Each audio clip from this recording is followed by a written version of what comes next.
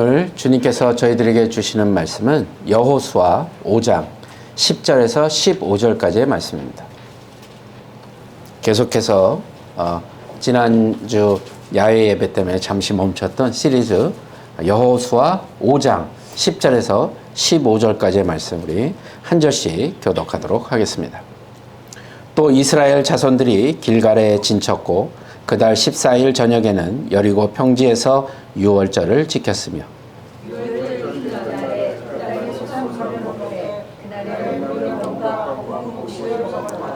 또 그 땅의 소산물을 먹은 다음 날에 만나가 그쳤으니 이스라엘 사람들이 다시는 만나를 얻지 못하였고 그 해에 가나안 땅의 소출을 먹었더라.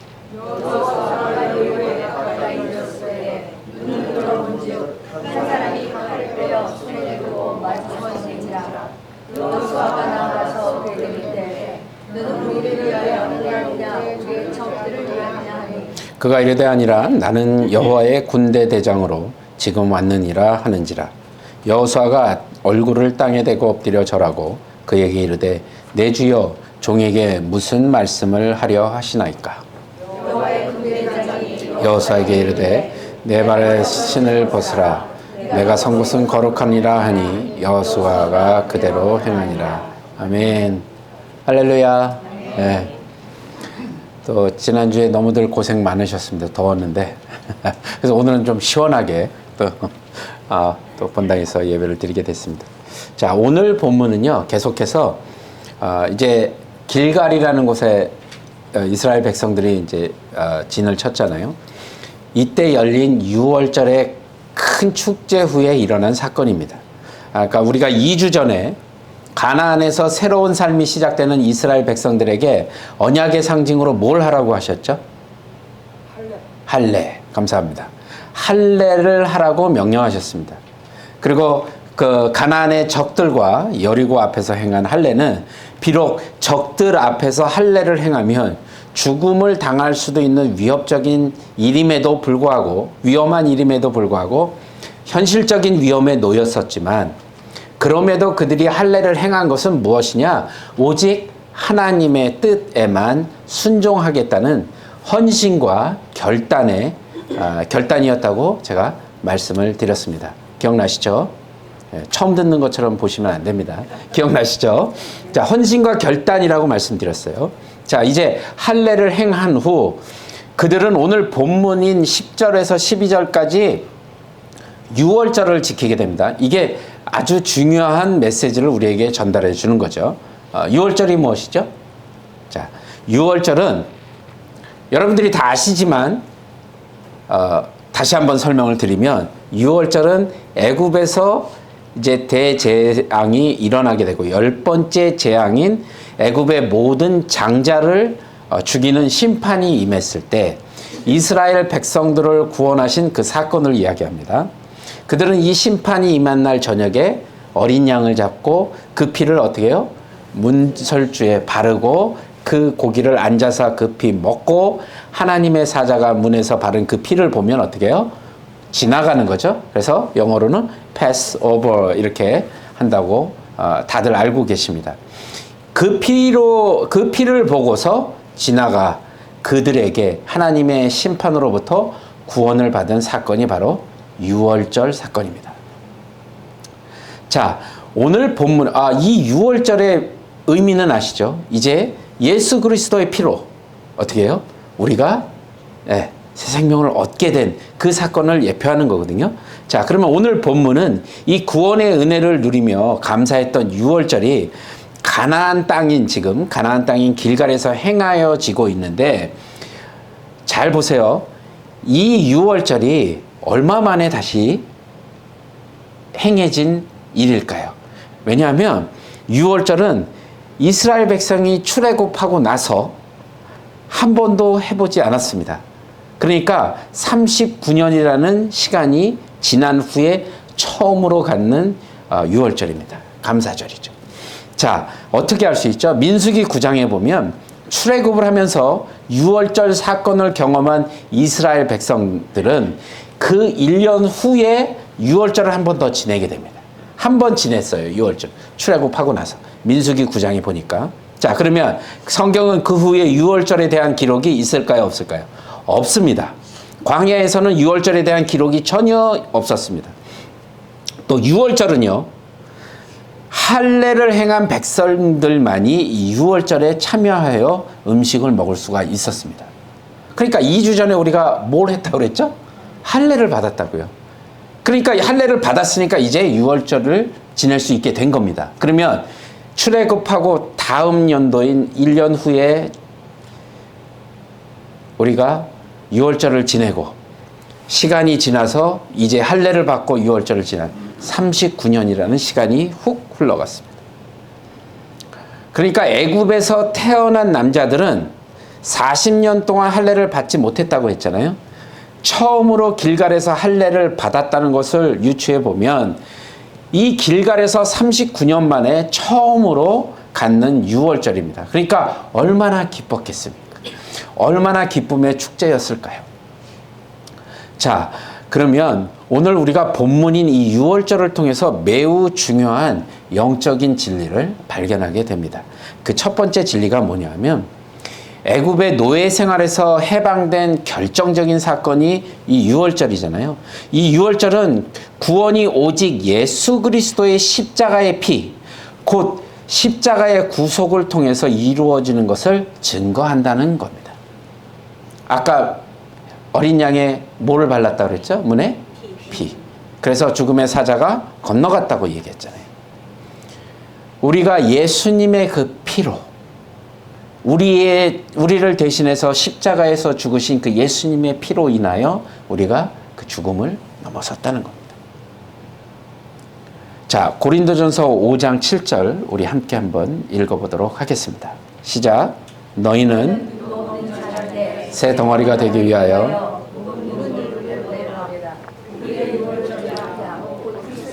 희생되셨느니라. 아멘. 그러니까 말씀은 유월절의 어린 양이 곧 예수 그리스도임을 증거하고 있죠.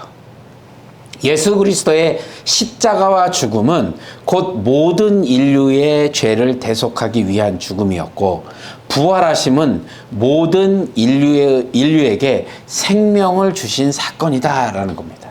이 십자가의 죽음과 부활을 믿는 백성들은 어떻게 해요? 구원받은 백성이라는 것이죠. 이걸 말씀하고 있는 겁니다.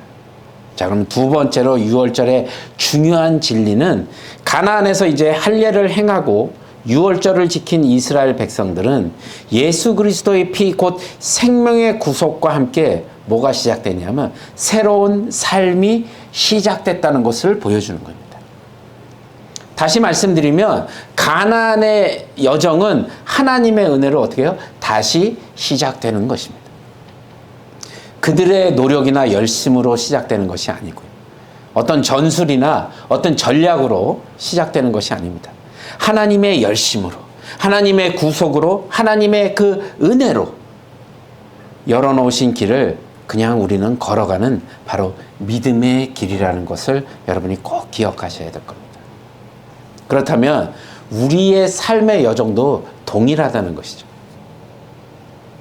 성도는 내가 믿어서 내가 회개해서 은혜를 받은 것이 아니라 먼저 하나님이 무조건적으로 부어주시는 그 은혜가 있어야 한다는 겁니다. 하나님의 은혜가 아니고서는 지금 저와 여러분이 이 자리에 있을 수가 없다는 걸 꼭 기억하셔야 됩니다. 내가 온지 오늘은 교회를 나오고 싶어서 교회를 나와서 지금까지 있게 되었어가 아니라는 겁니다. 내 의지와 내 뜻이 아니라는 겁니다.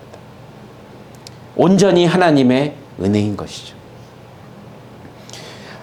하나님의 구속하심, 하나님의 부르심이 없다면 우리는 믿을 수 있는 길이 열리지 않습니다. 우리는 하나님이 이렇게 열어놓으신 길을 걸어가는 백성들입니다. 이것이 바로 믿음의 여정이라는 것이죠. 얼마나 감사합니까? 그냥 열어놓으신 길을 걸어만 가기면 되는 거예요.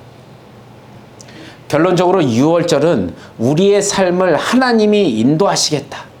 이제 하나님께서 주도하시겠다는 그 의지를 보여주시는 은혜의 증거의 사건입니다.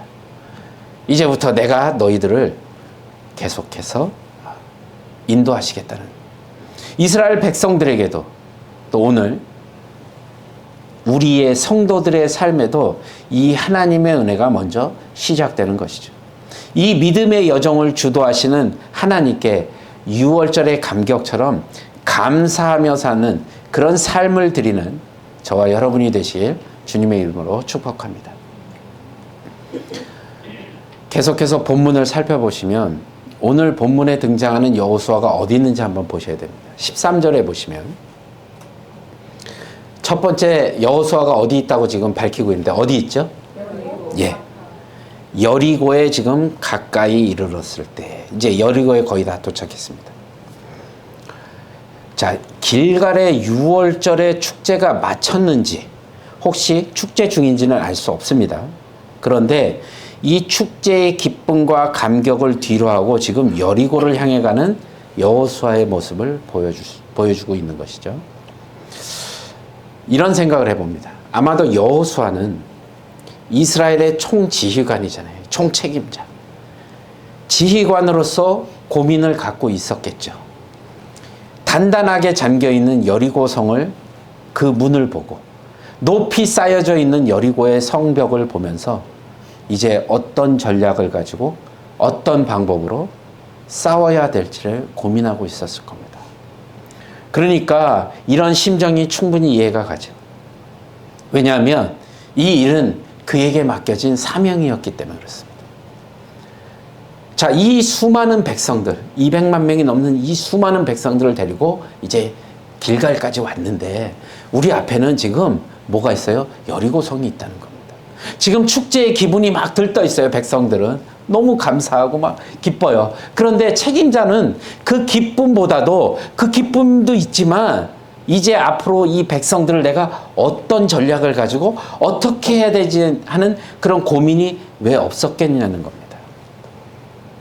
우리에게도 책임이 맡겨진 작은 일에도 굉장히 고민할 때가 있잖아요. 뭐 직장의 사장님들은 수입을 어떻게 해야지 수입을 올릴 수 있지? 직원들은 어떻게 케어해 줘야 되지? 뭐 이런 고민들이 있잖아요. 또 우리가 종업원의 입장이라면 어떻게 일을 빨리 잘 할 수 있지? 또 이런 일들은 어떻게 처리하지? 뭐 이런 거 다 갖고 있는 겁니다. 학생들은 어떻게 공부를 해서 내가 앞으로 어떤 직장을 다니고 어떻게 해야 될지 이런 성적에 대한 고민도 있을 거고요. 자, 부모들은 또 자식들을 어떻게 키워야 되지? 이 아이들을 앞으로 어떻게 내가 해야 되지 하는 거 왜 없겠습니까? 모두에게는 이런 고민들이 있다는 거죠. 아마 여호수아는 짐작컨대 그런 고민들을 가지고 한가득 가지고 길을 걷다가 여리고를 방문했을 것이라는 것이죠. 그런데 여리고에 다다랐을 때 갑자기 13절에 보니까 누가 딱 나타납니다. 칼을 딱 빼어들고 서 있는 한 사람을 마주치게 되죠. 그러니까 여호수아가 뭐라고 얘기하냐면 여호수아가 나아가서 그에게 묻되 너는 우리를 위하느냐 우리의 적들을 위하느냐 하니라고 얘기합니다. 그러니까 한마디로 야, 너 아구냐 적구냐 칼을 들고 서 있으니까 아구냐 적구냐 딱 하고 물어보는 거죠. 근데 이 여호수아의 질문을 보면 온통 지금 여호수아는요 전쟁에 대한 생각밖에 없었던 겁니다. 그죠? 걸어가다가 칼을 빼고 있는 사람을 보고 야, 아구냐 적구냐. 왜? 아군이면 어떻게 해요? 받아들이고 적군이면 싸워야겠죠. 그러니까 여호수아의 머릿속에는 전쟁에 관한 생각만 계속 들었다는 겁니다. 내 편이면 친구고 적군이면 어떻게 해요? 죽여야 되는 거예요. 싸워서. 그러니까 지금 이 여호수아의 마음속에는 온갖 그 전의를 불태우는 마음이 컸다는 거죠. 근데 오늘날 우리들의 삶을 한번 보실래요? 우리도 지금 이렇게 나누고 있어요. 적구냐 아구냐. 적구냐 아구냐. 이렇게 막 나눠지는 거예요.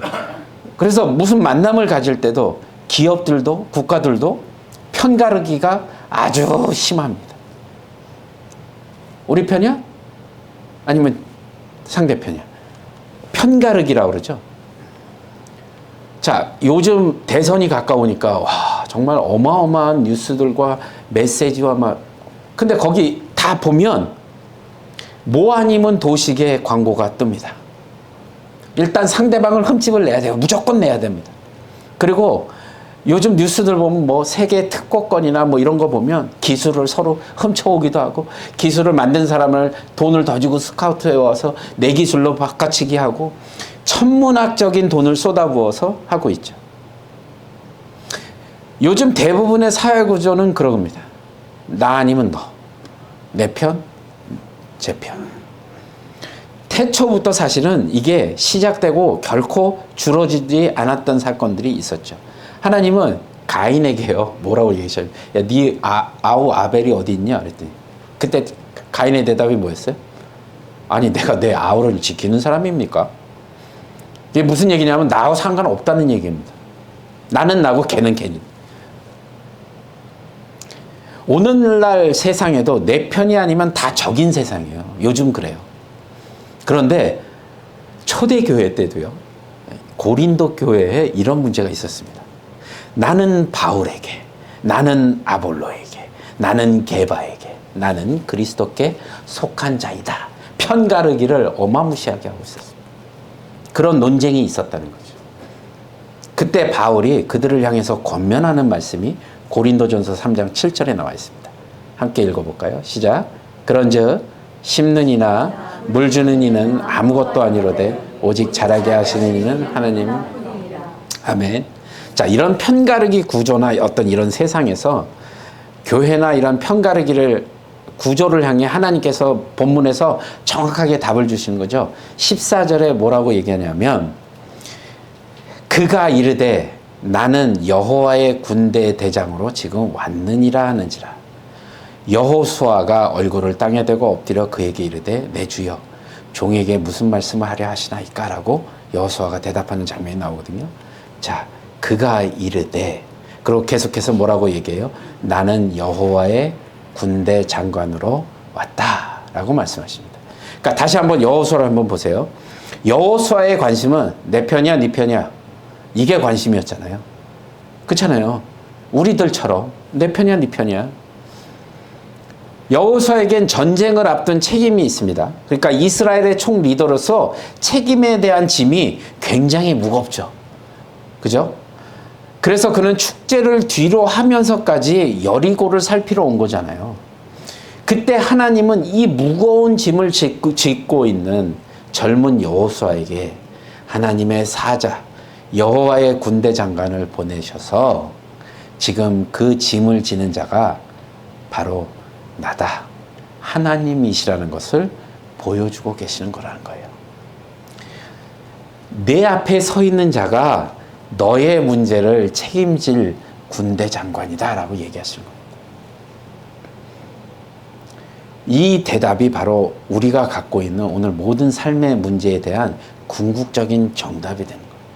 지금 네 편, 내 편 얘기가 아니라 지금 네가 갖고 있는 그 모든 삶의 문제들을 책임져 주실, 해결해 주실 분이 바로 하나님이시다라는 거예요.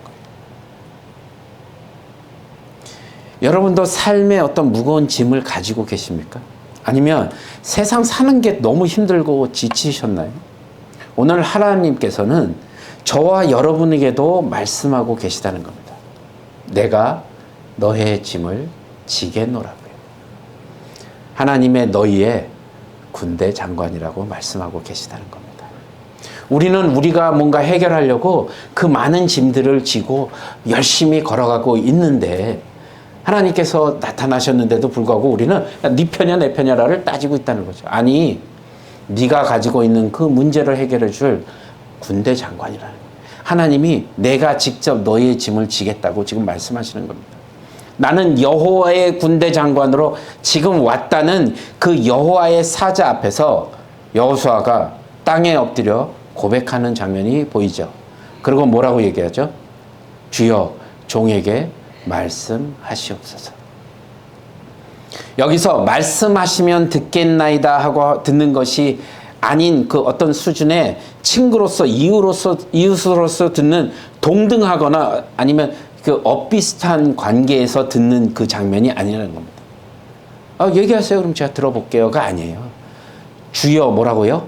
종에게 말씀하시옵소서. 자신을 종으로 표현했습니다. 종으로서 듣겠다는 고백을 하는 거죠. 이것은 전적으로 의탁하는 행동입니다. 즉 완전한 복종을 이야기하는 겁니다. 말씀하시옵소서 종이 듣겠나이다. 여호수아의 이 고백처럼요, 누가복음 7장에 보면 이 전적인 신뢰와 복종의 태도를 보인 한 인물이 나옵니다. 누구죠? 백부장입니다. 백부장은 100명의 군사를 거느린 로마의 꽤 높은, 꽤 괜찮은 직책입니다. 그는 아끼는 종이 있었는데 그 종이 병들어 죽게 되었어요. 그때 백부장은 예수의 소문을 듣고 유대의 장로들에게 부탁해서 종을 구해주기를 청합니다.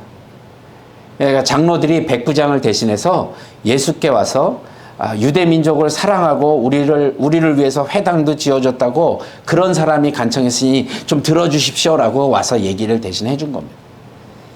그래서 예수님이 그래 그럼 내가 만나러 가겠다 하고 예수님이 백부장을 만나러 가실 때에 백부장은 예수님께 친구들을 보내서 뭐라고 얘기하는지 한번 들어보십시오.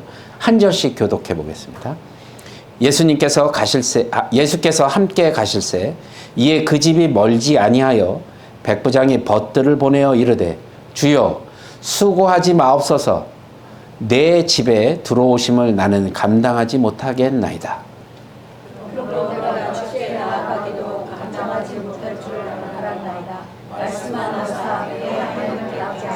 8절 같이 읽어볼까요? 나도 남의 수하에 든 사람이요 내 아래에도 병사가 있으니 이더러 가라 하면 가고 저더러 오라 하면 오고 내 정도로 이것을 하라 하면 하나이다. 아멘. 아멘.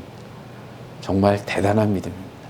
예수님께서 그의 대답을 들으시고 따르는 무리들에게 백부장을 칭찬하면서 이스라엘 중에서도 이만한 믿음을 내가 만나보지 못했다라는 이야기를 하십니다. 성경에 실릴 정도의 믿음을 갖고 있던 그 백부장의 고백이요. 온전한 믿음을 가지고 온전히 의탁하면서 나아가는 모습을 보이죠. 그 예수님의 칭찬의 핵심이 뭐였냐면 믿음은 자신을 종이라고 여기는 철저한 신뢰와 그 복종의 관계를 통해서 이루어진다는 것을 가르쳐주고 계시다는 겁니다. 여호수아가 주여 종에게 말씀하시옵소서 하라고 엎드린 것 같이 백부장이 말씀만 하시옵소서 내 하인을 낫게 하여 주시옵소서. 말씀만 하시고 내 하인을 낫게 해 주시옵소서. 그게 온전한 믿음의 결단이라는 겁니다. 자, 우리의 삶을 한번 되돌아볼까요? 자, 우리의 삶을 한번 되돌아보면 여전히 내가 주인인 삶을 살고 계시지 않냐는 겁니다. 여전히 내려놓지 못한 거 없으세요? 또 말씀이나 예배나 또 묵상 기도를 통해서 깨달은 은혜가 없는 건 아니에요. 뭔가 있긴 있어요. 근데 여전히 내가 나를 붙들고 있는 포기하지 못하는 것들이 있으신가요? 라고 묻고 싶습니다. 그러면 이 시간 한번 이렇게 고백해 봤으면 좋겠습니다. 저를 좀 따라해 봐 주실래요? 주님, 나는 종입니다. 주의 말씀대로 듣겠습니다. 다시 한번 해볼까요? 주님, 나의 종입니다. 나는 종입니다. 주의 말씀대로 듣겠습니다. 아멘. 이 고백이 여러분의 믿음의 고백이 되시길 주님의 이름으로 축복합니다. 자, 이 고백이 15절에 내 신을 벗으라 라는 말씀을 통해서 가르쳐 주시는 그 구체적인 삶의 도전이 될 것입니다. 주님의 말씀을 의지하는 전적인 의탁과 신뢰를 준비하는 그 결단이 되시길 바랍니다. 자, 15절 함께 읽어볼까요? 시작. 여호와의 군대대장이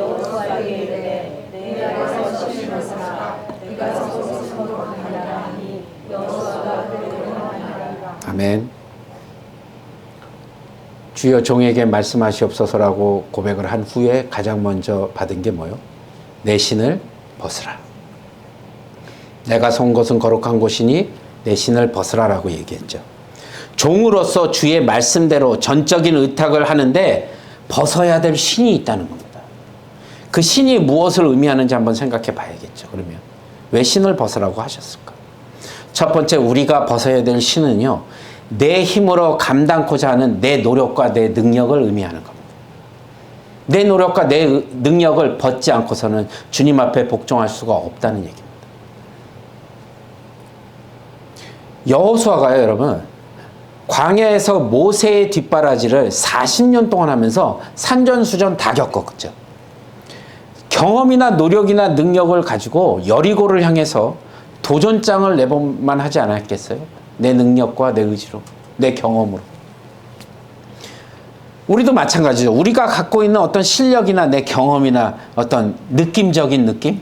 뭐 이런 걸 가지고 그동안 이룬 것들의 업적을 나열해 볼 수도 있을 겁니다.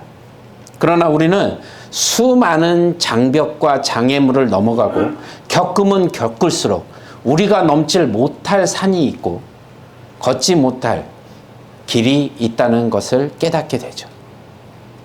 내가 아무리 노력을 해도 안 되는 것이 있다는 걸 깨닫잖아요.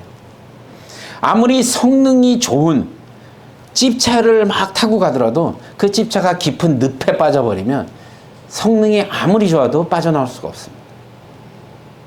우리의 삶에도요, 우리가 넘지 못하는 한계가 있음을 우리는 알고 있죠. 만일 이 한계를 인정하고 우리의 짐, 갖고 있는 짐들을 내려놓으면 하나님은 우리를 안고 우리를 들쳐 업으시고 여리고를 넘어가실 것이고 거친 장벽을 넘어가는 분이심을 기억하시는 저와 여러분이 되시길 바랍니다. 우리는요, 하나님 앞에 가장 잘하는 것 중에 하나가 뭐냐면 짐을 내려놓으라고 했더니 기껏 나와서 짐 내려놓고 감사합니다 그러고 돌아갈 때 다시 짐을 주섬주섬 챙겨서 또 메고 나가는 그런 우를 범한다는 거예요. 우리가 신고 있는 이 신을 우리가 신고 있지 않으면 하나님이 우리를 업고 가시겠다는 겁니다. 신을 벗어서 신이 없다면 이제 하나님께서 우리를 업고 가시겠다는 그런 의미예요. 내가 갖고 있는 능력과 노력을 주님께 맡기고 그냥 주님께 업혀가면 되는 겁니다. 그게 여러분이 해야 될 일인 거죠. 그런 여러분이 되시길 바랍니다. 여러분의 노력과 열정과 헌신과 실력으로 그 가는 길에서 좀 멈추시고요. 잠시 멈추시고 주님 없이, 주님의 인도하심 없이 가고 있는 것이 아닌가 한번 생각해 보는 시간이 되시길 바랍니다. 뒤를 한번 돌아보시고요. 아무리 뛰어난 성능을 갖춘 배가 있다 하더라도 그 배의 방향을 조정해주는 키가 없다면 배는 좌초하고 말 것입니다. 우리가 감당해야 될 노력이나 갖춰야 될 실력이 필요 없다는 말이 아닙니다. 우리의 노력과 실력과 그 능력을 조정하시는 그분, 주님 앞에 지혜를 구하며 하나님께 복종하는 저와 여러분이 되시길 주님의 이름으로 간절히 축원합니다. 자, 그럼 두 번째로 벗어야 될 신이 뭐냐면, 왜 벗어야 되냐면 그곳이 거룩한 곳이기 때문에 그렇습니다.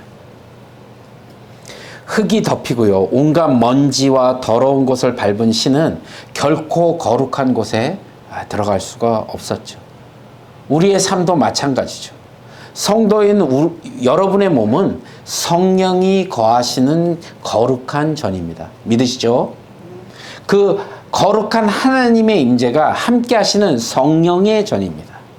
여러분들 각자가요. 이곳에 우리는 나의 욕심과 정욕을 가지고 들어갈 수가 없다는 것을 지금 말씀하고 계시는 거라는 거예요. 로마서 1장 28절에서 32절까지 우리 한 절씩 교독하도록 하겠습니다. 또한 그들이 마음에 하나님 두기를 싫어하며 하나님께서 그들을 그 상실한 마음대로 내버려 두사 합당하지 못한 일을 하게 하셨으니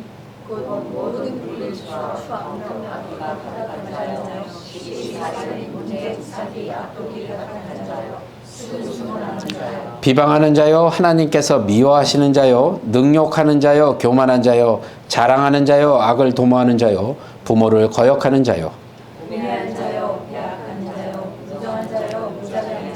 32절 함께 읽을까요?